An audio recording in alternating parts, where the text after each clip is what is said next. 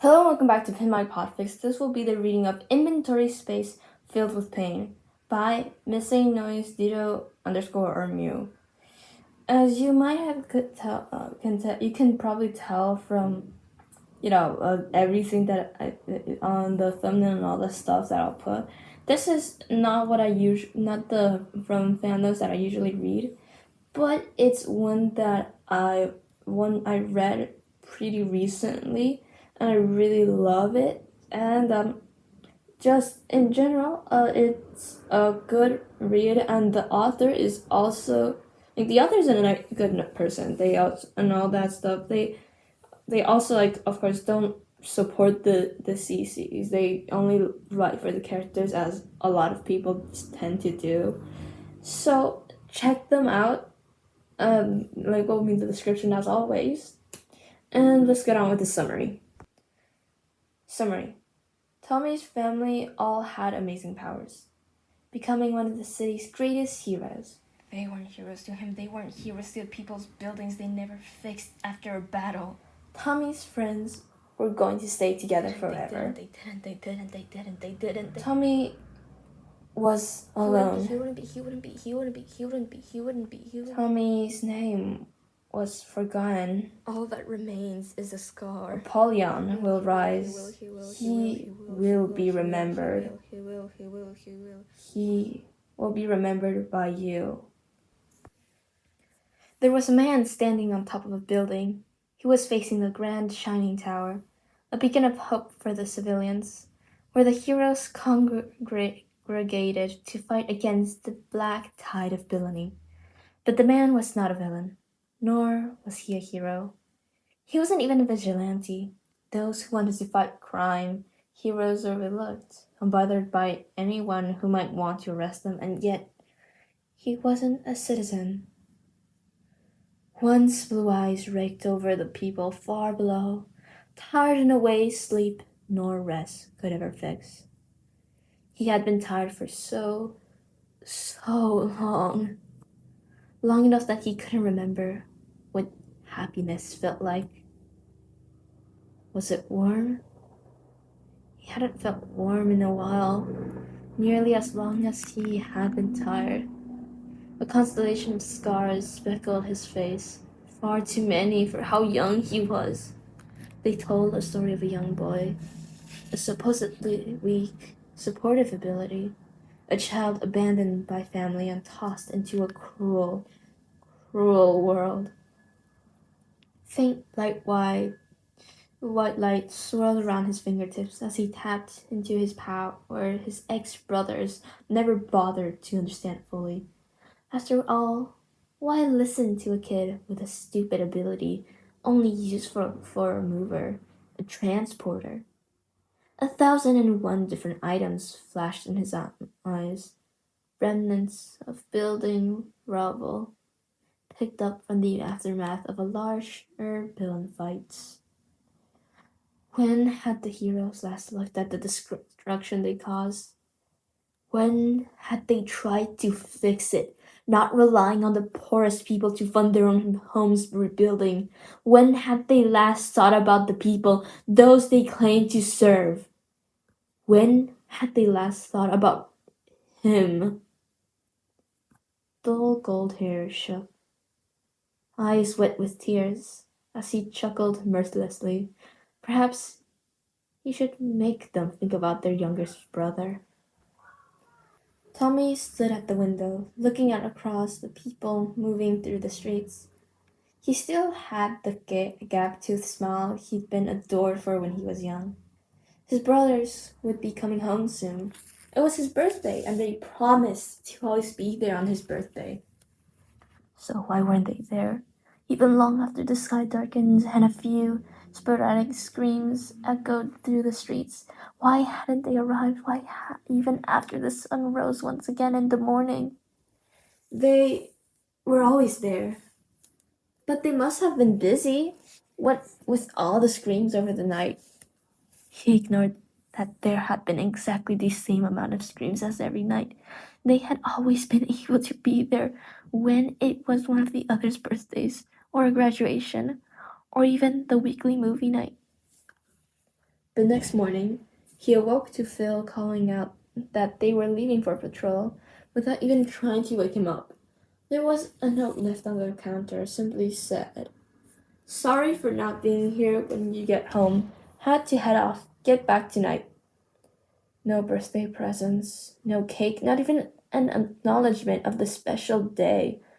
That was when Tommy first started to lose his trust in his family. It was a few months later that Tommy tried to reconnect with his brothers again. Well, the first time he could actually try. His family hadn't been there for most of the days, but that was alright. There were just more villains to deal with. Yeah. No, there wasn't. The amount of villain activity had decreased by 17%, no thanks to his brother's secret identities. But it was movie night, when all three of his family members sat down and watched a movie together. And surely they would wake him up like he'd asked from a nap he'd taken in the afternoon. When he awoke, he heard the faint sounds of one of his favorite movies playing from the lounge room. He'd gotten up and made his way to the couch. There the three were sitting, laughing, talking, and then Wilbur finally looked over to him. "Oh, Toms, hey, shouldn't you be going to bed now? There's school in the morning, yeah? Better go to sleep." It was a week into the school holidays. It was a Friday night. There wouldn't have been school the next day anyway. Yeah. He went back to bed, listening to as the three laughed and watched his once favorite movie together. He pretended not to cry himself to sleep, and he tried not to cry when he woke up to find the house empty once again. The third time Tommy's heart broke was when he had been taken hostage in a supermarket robbery right in front of his brothers. They had stared as he'd been shot in the left arm, permanently injuring it to the point of barely working in general, and they did nothing. He thought they'd at least ask him if he was okay when he got back home from the hospital, or would even visit him in that sterile white room. But no.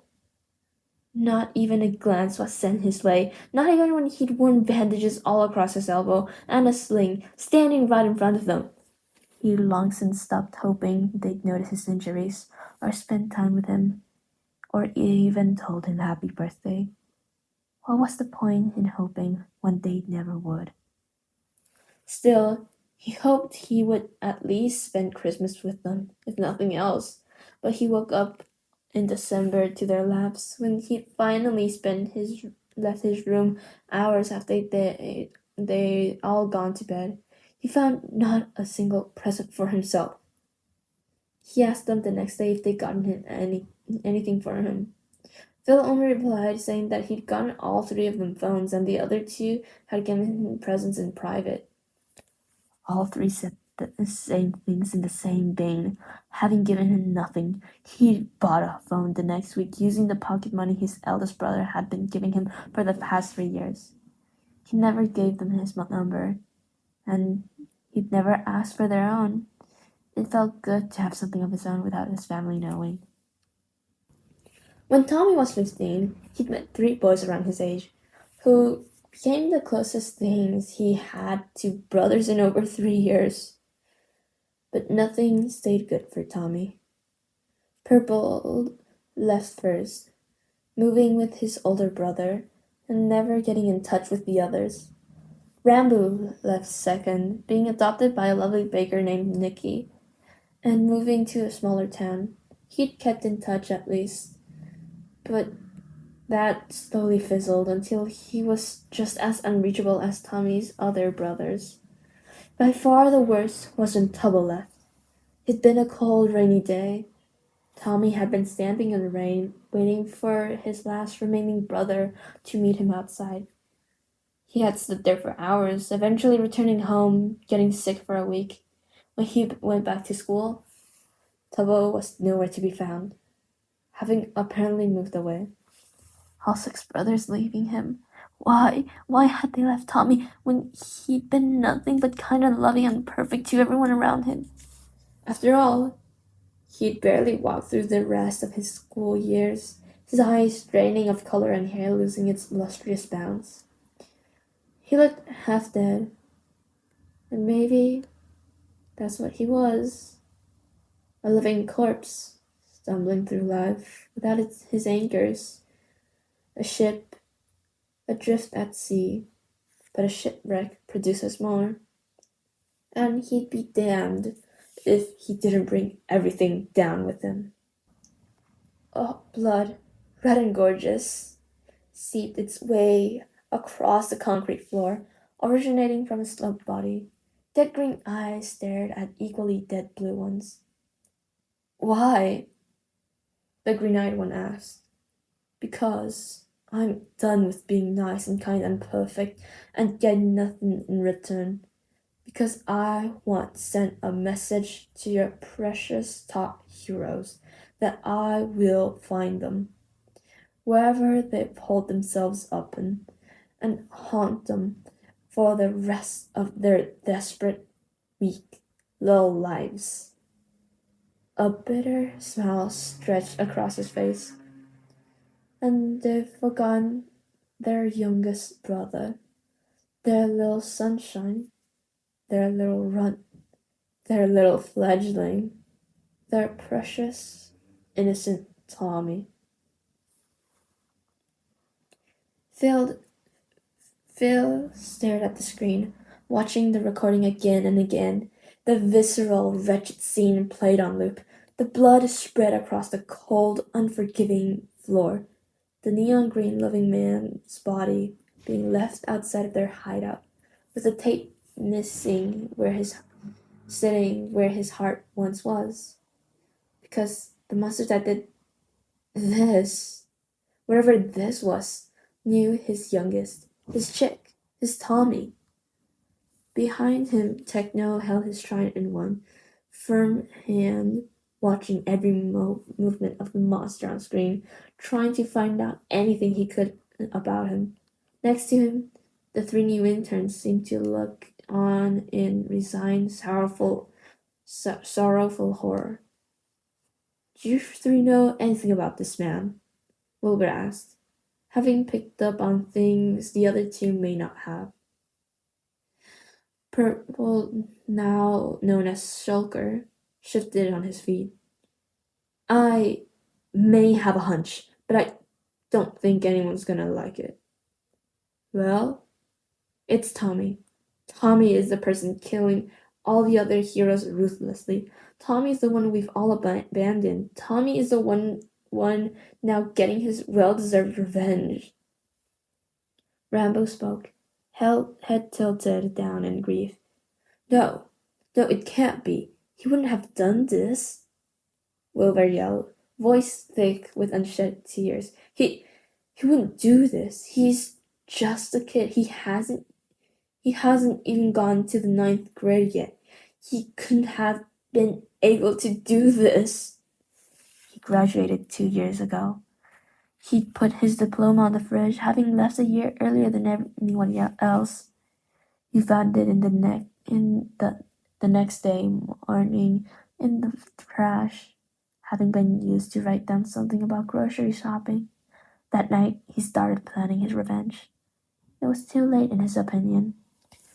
The brunette continued to scream his defiance at the walls, staring back at him, judging the whispering secrets of truth into his ears.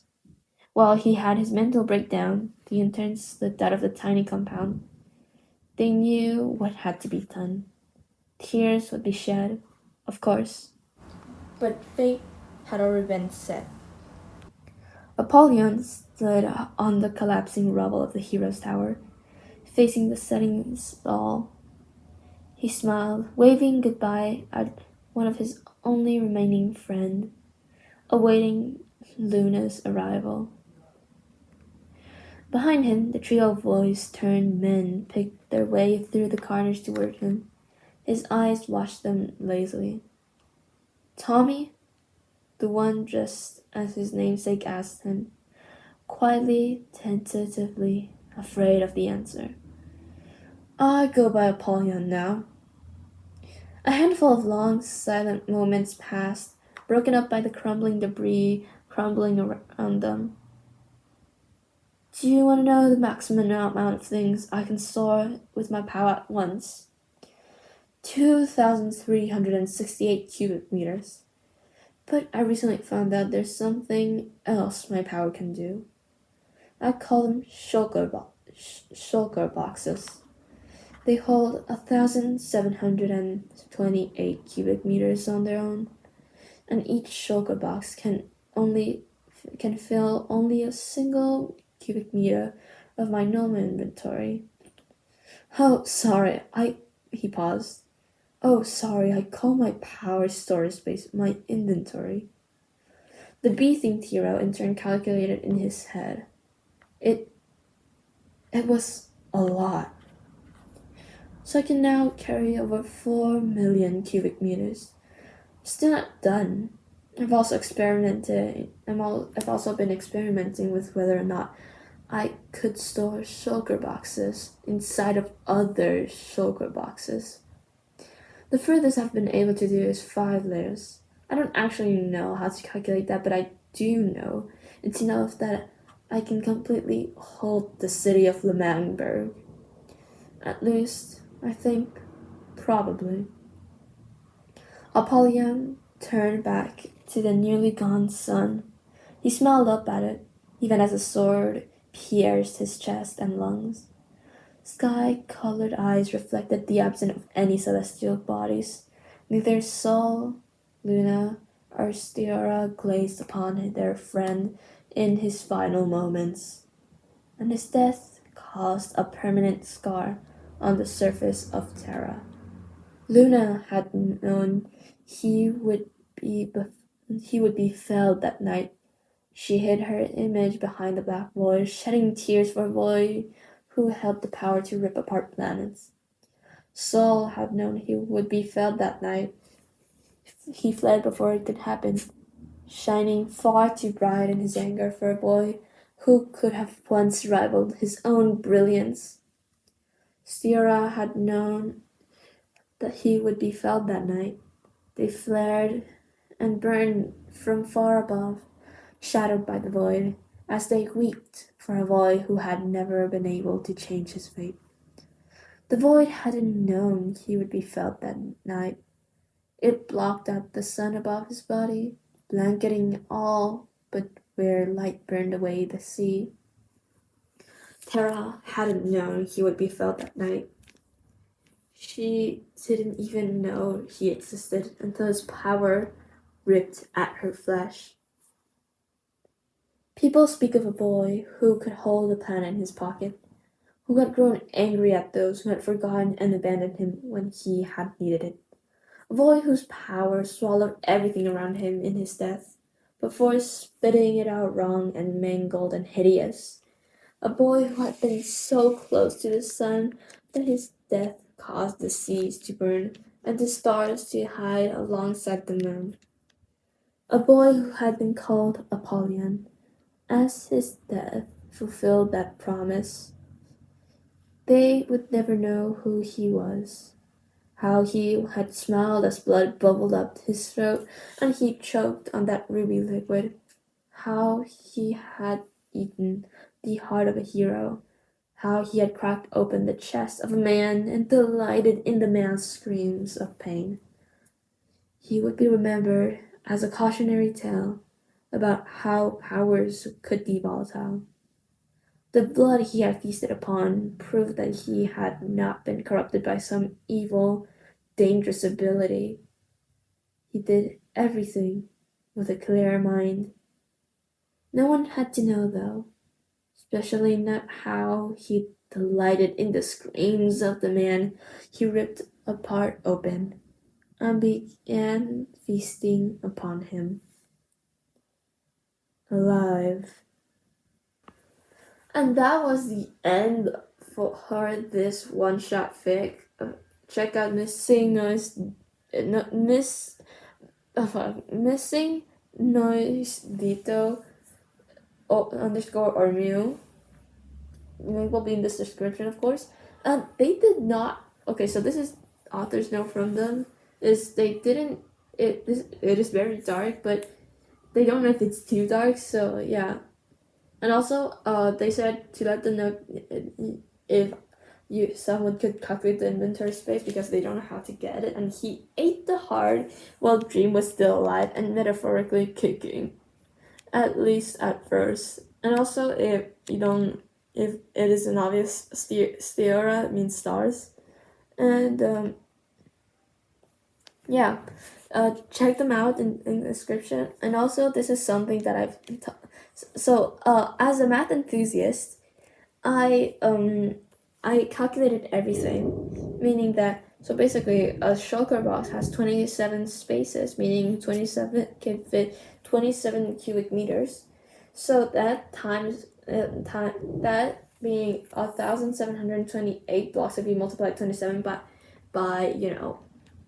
by 60, 64. Well, actually, no, that'd be multiplying one shulker,